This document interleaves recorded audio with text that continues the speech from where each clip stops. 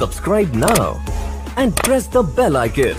Never miss an update. अस्सलामु अलैकुम वरहमतुल्लाहि वबरकातुह। एक सवाल ये किया गया है कि एक आदमी का इंतकाल हो गया और उनकी जायदाद ज़मीनी शक्ल में है और उस जायदाद के वरसा में तकसीम होने पर झगड़े का भी इम्कान है।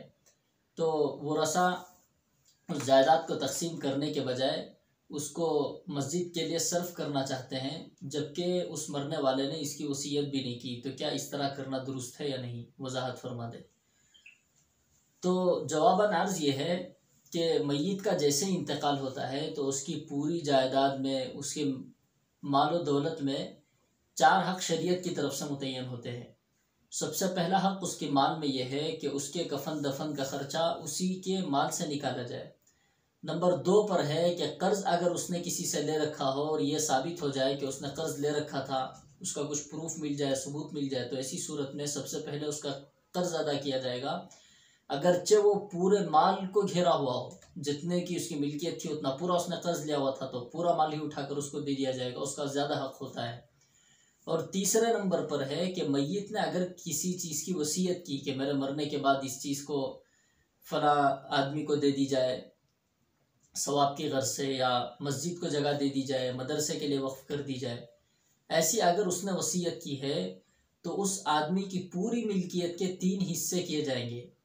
3 हिस्सों में से सिर्फ एक हिस्से में उसकी वसीयत नाफिज की जाएगी और बकिया 2 हिस्सों में उसकी वसीयत का निफाज नहीं होगा, क्योंकि इन 2 हिस्सों में वरसा का हक़ मुताल्लिक़ हो जाता है शरई एतबार से।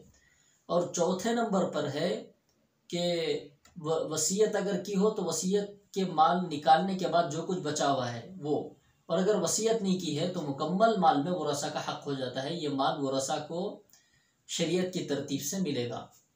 अब ये देखा जाएगा कि जिन साहब के मुतालिक ये सवाल किया गया है कि उनकी जायदाद ज़मीनी शक्ल में है और झगड़ा भी हो सकता है तकसीम पर। सबसे पहले तो मरहलावार ये देखा जाएगा कि उन्होंने किसी से कर्ज़ लिया है या नहीं। अगर उन्होंने कर्ज़ नहीं लिया है तो ऐसी सूरत में फिर ये देखा जाएगा कि वसीयत की है या नहीं। जब उन्होंने वसीयत भी नहीं की इस जगह को मस्जिद के लिए सर्फ करने के लिए, तो ऐसी सूरत में इस पूरे माल में वरसा का हक़ मुताल्लिक़ हो गया। अब गोया कि उनकी मिल्कियत है नहीं। तो जब इनकी मिल्कियत नहीं है तो ये माल वरसा के दरमियान तकसीम किया जाएगा। ये अगर वरसा कबूल करें या उनका इरादा हो या ना हो, बहर सूरत शरीयत ने चूँकि मुतय्यन कर दिया है कि वारिसिन को माल मिलेगा, और किस वारिस को कितना माल मिलेगा इसकी तफसील अल्लाह तबारक व तआला ने और रसूलुल्लाह सल्लल्लाहु अलैहि वसल्लम ने बयान फरमा दी। तो इसके हिसाब से उनका हक़ उससे मुताल्लिक़ हो जाता है। तो अब रही ये बात कि उनकी वसीयत के बगैर इस जगह को मस्जिद के लिए सर्फ कर देना, ये चीज़ बिल्कुल दुरुस्त नहीं है, बल्कि ये चीज़ वरसा में तकसीम कर दी जाएगी। अब अगर कोई वारिस ये चाहता है कि मेरे हिस्से में जो ज़मीन आई है वो मैं अपने वालिद की तरफ से या अपने रिश्तेदार मय्यत की तरफ से मैं उसको मस्जिद के लिए सर्फ करता हूँ अपनी तरफ से, चूँकि उसकी मिल्कियत में आ गई है, तो उसकी मिल्कियत में आने के बाद अगर वो ख़ुद वारिस ये इरादा कर ले कि मैं उसको मस्जिद के लिए सर्फ करूँगा तो ये ठीक है। लेकिन इस पूरी मस्जिद को महज इस बिना पर के झगड़ा हो सकता है या वो शख्स गुनहगार था मरने वाला, तो इस वजह से मस्जिद के नाम कर देना ये चीज़ दुरुस्त नहीं है।